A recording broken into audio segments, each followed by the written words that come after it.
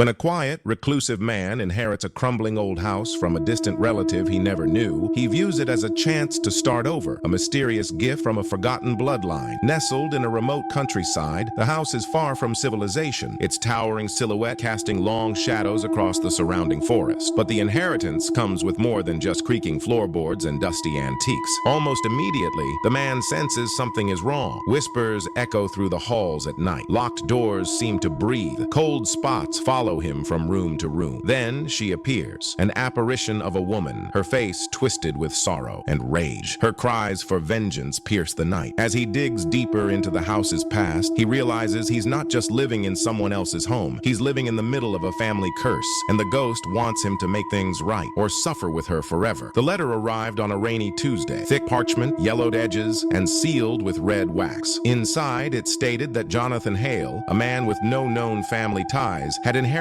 an estate from a distant relative named Edwin Hale. The name meant nothing to him. No story, no photographs, just ink on paper and a legal invitation to claim what was his. At first, he thought it was a scam, but curiosity won. He left the city behind and drove for hours into the countryside, following narrow roads that twisted like veins through endless woods. There, at the edge of a dying forest, stood the house, large, worn, and cloaked in silence. Despite its age and isolation, something about it felt familiar. As he stepped inside, the air shifted. The dust stirred like it had been waiting. Jonathan didn't know it yet, but this house wasn't a gift. It was a trap set generations ago. The first night passed quietly, though the silence was heavy, too heavy. Jonathan brushed it off as exhaustion from the long drive. But by the second night, the house began to breathe. It started with faint sounds, the creak of footsteps above him. When no one else was there, the soft click of a door latch being lifted somewhere down the hall. He'd find lights on that he swore he turned off, windows open that had been locked. Around 3 a.m., the temperature dropped sharply. He could see his breath in the hallway despite the summer heat outside. Whispers echoed through the air vents, indistinct but urgent. He tried to sleep with the bedroom door locked, yet woke to find it cracked open every morning. The sounds escalated, knocks in threes, the dragging of something heavy across the attic floor, and a woman's sobs that stopped the moment he turned on the lights. The house wasn't just old, it was alive. By daylight, the house seemed less threatening, though it never felt quite safe. Each room was packed with ancient furniture, heavy wooden armoires with clawed feet, dusty velvet chairs, and mirrors so old their reflections seemed to shimmer with something unseen. Everything appeared untouched for decades, as if frozen in time. The air carried the scent of mildew and forgotten memories. As Jonathan explored, he began to notice subtle oddities: photographs with faces scratched out, books with pages torn or burned at the edges, and paintings whose eyes seemed to follow him. On the second floor, at the end of a narrow hallway, he found a single door, thicker than the others, painted black and sealed tight. No key on the property fit the ornate lock. He could feel something behind it, a presence. Cold air seeped from beneath the door like breath. Every time he passed it, his stomach knotted with dread. Something inside wanted out. It happened on the sixth night. Jonathan woke suddenly, heart pounding, the air heavy with a suffocating chill. At the foot of his bed stood a woman, pale, translucent, and shrouded in a faded gown that floated as if suspended underwater. Her face was twisted with sorrow, her eyes hollow and brimming with pain. She didn't speak at first. She screamed, a shrill, heart-wrenching cry that rattled the windows and pierced straight through him. Then she vanished, leaving only claw marks etched into the bedroom door. Over the following nights, she returned, always at the same hour, 3:13 a.m. Sometimes she cried. Sometimes she paced the halls, dragging her fingers along the walls. But always she mouthed the same word over and over: justice.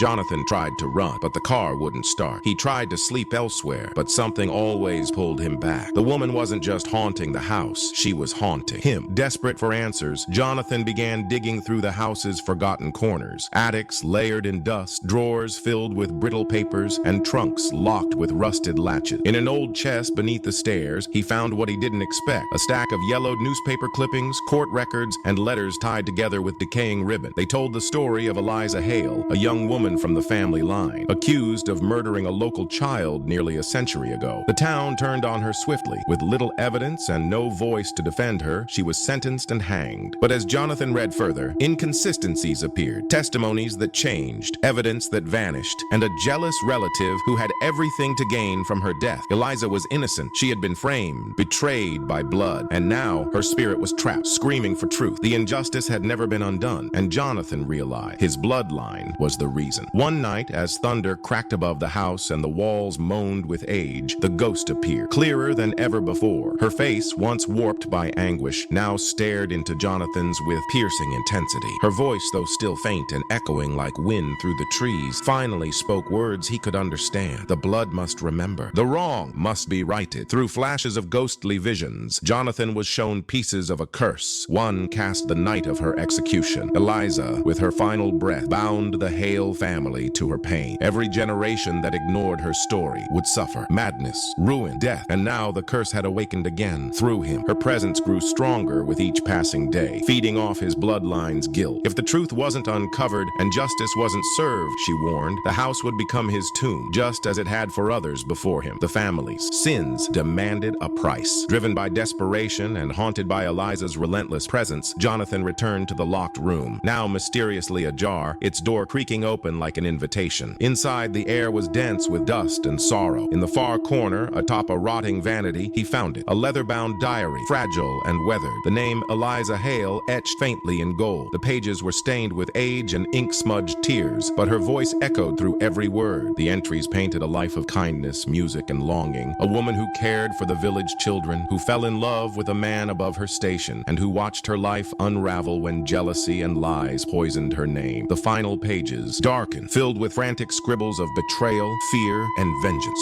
Her last entry was a plea. If anyone reads this, know I was innocent. Make them see. Set me free. The truth wasn't just written, it was begging to be heard. As Jonathan pieced together the truth from Eliza's diary, the house began to change. The air grew thick, oppressive, like something was closing in on him. The temperature dropped, frost creeping along the edges of the windows, despite the summer heat outside. At night, Eliza's presence grew more violent. Her whispers turned to screams that shook the walls. Her ghostly form no longer passive, but seething with fury. Objects flew across the room. Chairs were overturned. The walls bled, black veins spreading like cracks in the foundation of the house. Jonathan woke one night to find the mirror in his bedroom cracked down the center, a reflection of himself standing, frozen in terror. When he turned, Eliza stood beside him, her face twisted in anger, her eyes black with hatred. The more he uncovered, the stronger her rage became. It was as if the house, her anger, and the curse were all bound to his discovery of the truth. As Jonathan delved deeper into the mystery, the house seemed to reflect the unraveling of the past. The wooden beams groaned under a weight that wasn't physical. Something malevolent pressed against the walls. The paint peeled in large curling sheets. The floors cracked and a foul stench of decay filled every room. Windows shattered without warning, leaving jagged edges that seemed to watch him. Shadows moved where no light could reach. At night, the once quiet halls pulsed with an unnatural hum, and Jonathan felt something watching from the corners of his eyes. Shapes shifting, figures forming out of the dark. The air grew heavier, thick with a suffocating force. On stormy nights, the house seemed to shake, as though something beneath it was waking. Eliza's fury had stirred the curse, but now the house itself had become a conduit for dark forces. Creatures, long trapped in its walls, were beginning to rise, hungry for revenge.